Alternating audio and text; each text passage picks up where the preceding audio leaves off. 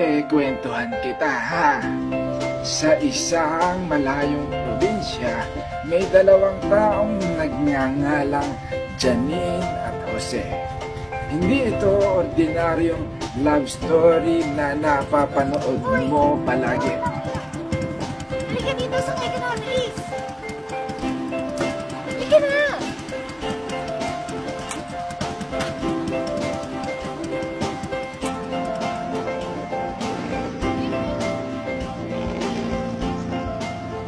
Oy!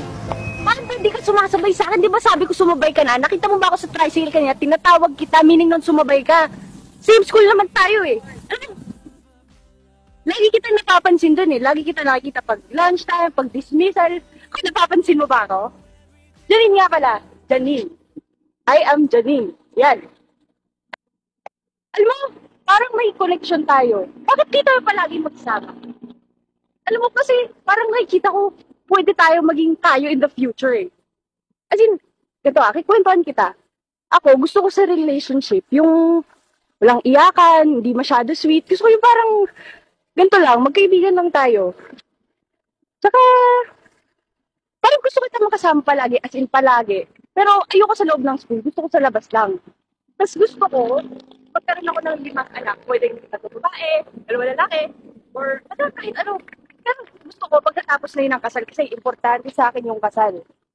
Ay, nakikinig ka ba? Ano ba? Hindi ka marunong mag-react. Alam mo, salita ako ng salita dito. Ano yung ginagawa? Wow! Ano ba? Naman, di ba? Ang ingay-ingay mo nga sa school eh.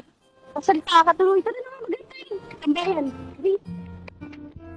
Kung tayo ay matanda na. Si Janine yung tipo ng tao na masasabi mo talagang kakaiba. Saan ka ba naman makakakita na ang babae ang unang magpapakilala? Ito namang si Jose. Sumama agad. Aba, kita mo nga naman. Ako'y hagdan at yakapin. Dinala ni Janine si Jose sa isang lugar na malayo sa sibilisasyon. Tanda natin. Alam mo, nakakatakot dito ako dumidiretso. Pero, mas masaya ngayon kasi may kasama na ako.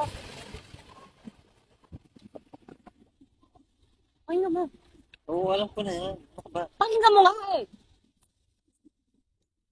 Lapit ka. Ah!